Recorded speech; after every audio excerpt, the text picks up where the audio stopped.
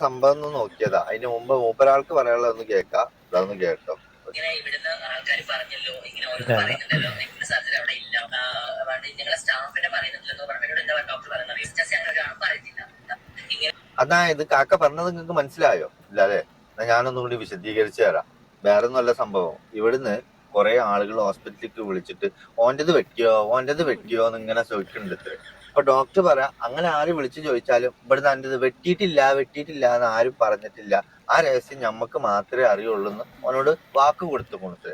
ഇനിയിപ്പോ ഡോക്ടറിന്റെ ഏത് നരമ്പാ തെറ്റിക്കണാവോ? നിബന്ധമായിട്ട് നരമ്പ് തന്നെയാണെങ്കിൽ പിന്നെ ആ ഡോക്ടർ ഒരിക്കലും അത് വെട്ടിയെന്ന് പറയില്ല.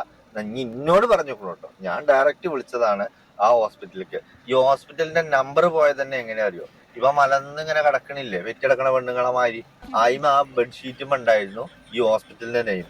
ആ ഹോസ്പിറ്റലിൽ സെർച്ച് ചെയ്തപ്പോഴാണ് പിന്നെ ഇതിന്റെ നമ്പർ കിട്ടിയത്. അങ്ങനെയാണ് പലരും വിളിച്ചിരിക്കുന്നത്. ആ ബെഡ്ഷീറ്റിലൊന്ന് മാറ്റിയാൽ മതിയെന്നു. അതിൽ ആഷി കൂളിംഗ് ഗ്ലാസ് വെക്കണ ഏതെങ്കിലുമൊക്കെ ഒരു മറ്റേ ഫ്ലെക്സിന്റെ എന്തെങ്കിലുമൊക്കെ വിരിപ്പ് വിരിച്ചാൽ മതിയെന്നു. അത്രയും ഗോളി ചെല്ലൂലായിരുന്നു. എന്തായാലും പേറോണ്ട് വന്ന ഓനിക്ക് ഇപ്പൊ ഏറോണ്ട് കളിയാ. ഇപ്പൊ ഭയങ്കര ഏറിലുള്ള പോക്കാം. ഇപ്പൊ എന്താ സംഭവം എന്ന് വെച്ചിട്ടുണ്ടെങ്കിൽ ഇവന്റെ കൊല വെട്ടാത്തത് നാട്ടിൽ മുഴുവാറും. അപ്പൊ എന്ത് ചെയ്തു, ഇവനോട് ഈ പല ആളുകളും വീഡിയോ ചെയ്തു. അക്കൂട്ടത്തില് നമ്മളെ ഹെലനോസ് പാർട്ടി ഒരു വീഡിയോ ചെയ്തു.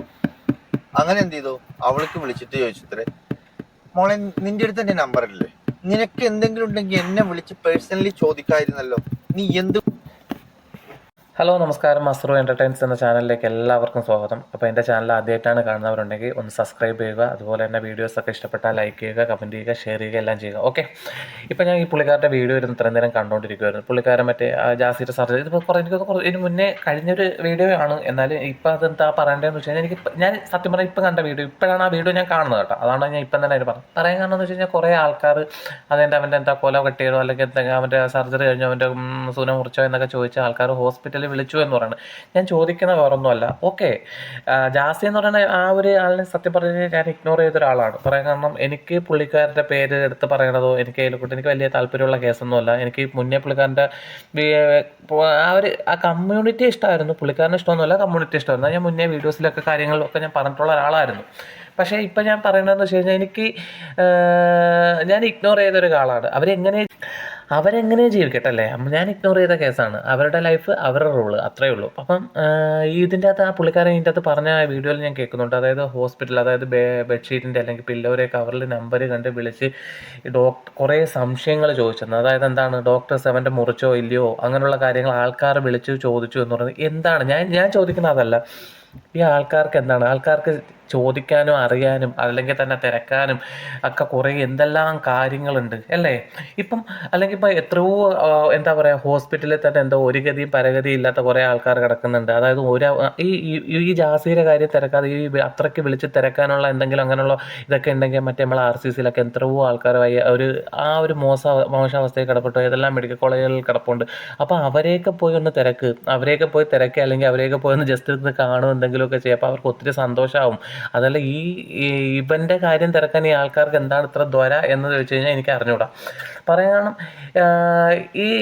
പിന്നെ ഞാൻ ഇതിന് മുന്നേ പറഞ്ഞിട്ടുള്ളൊരു വീഡിയോ തന്നെയാണ്. സത്യം പറഞ്ഞാൽ ജാസി ഇങ്ങനെ വളർത്തി ഇല്ലാതാക്കുന്ന, അതായത് എന്തോ വളർത്തിയെന്ന് വെച്ച് കഴിഞ്ഞാൽ ഈ സോഷ്യൽ മീഡിയ ചാനലുകൾ തന്നെയാണ് ജാസിയെ ഇല്ലാതാക്കുന്നത്. പിന്നെ അവ എന്തെങ്കിലുമൊക്കെ ഈ കോപ്രായങ്ങൾ കാണിച്ചിട്ട് പിന്നെ ബാക്കിയുള്ളവർ വന്ന് അതിൻ്റെ എതിരെയായിട്ട് വീഡിയോ ചെയ്തിട്ടൊന്നും ഒരു കാര്യമില്ല. പറയാൻ കാരണം ഒന്നുകിൽ അവരൊന്ന് ഒതുങ്ങണം. ആരാണ്? ജാസിയെ വളർത്തുന്ന ആൾക്കാർ. ജാസിയെ മൈൻഡ് ചെയ്യാതിരിക്കുക, ഇഗ്നോർ ചെയ്യുക, അവിടെ തീർന്നു. പിന്നെ വേറൊരു കാര്യം കൂടെ ഞാൻ പറയാം. ജാസിയെ കൊണ്ട് പണം ഉണ്ടാക്കുന്ന കുറേ സോഷ്യൽ മീഡിയ ചാനലുകളുണ്ട് കേട്ടോ. ജാസിയുടെ കുറേ സംഭവങ്ങൾ എടുത്തിട്ട് ചെയ്ത് ഈ പറയുന്ന ഈ പുള്ളി ഉൾപ്പെടാം. പറയാൻ കാരണം എന്ന് വെച്ച് കഴിഞ്ഞാൽ എനിക്ക് അത് ഒരു നല്ല ഇതായിട്ട് തോന്നിയിട്ടില്ല. പറയാൻ കാരണം ജാസ്തി ഇഗ്നോർ ചെയ്ത ഒരാളാണ്. ഒരിക്കലും ഞാൻ ജാസ്തി സപ്പോർട്ട് ചെയ്യില്ല. ഞാൻ ഇഗ്നോർ ചെയ്ത ഒരാൾ തന്നെയാണ്. അപ്പോഴത്തേക്ക് പിന്നെ അവൻ്റെ ഹോസ്പിറ്റൽ കേസ്, അവൻ്റെ ഈ കാര്യങ്ങളും തിരക്കി പിന്നെ അങ്ങോട്ട് പോട്ട കാര്യമില്ല. എന്തിനാണ് ഈ ആൾക്കാർ വിളിച്ച് തിരക്കുന്നതെന്നാണ് എനിക്കറിയാൻ പറ്റുക. എനിക്കിപ്പോഴും പിടികിട്ടാത്തൊരു കാര്യം എന്ന് പറയുമ്പോൾ, എന്തിനാണ് ഈ ആൾക്കാർ വിളിച്ച് തിരക്കുന്നത്? അതിൻ്റെ വല്ല കാര്യമുണ്ടോ? ഇല്ലല്ലോ. കഷ്ടം തന്നെ ഗൈസ്, കഷ്ടം തന്നെ.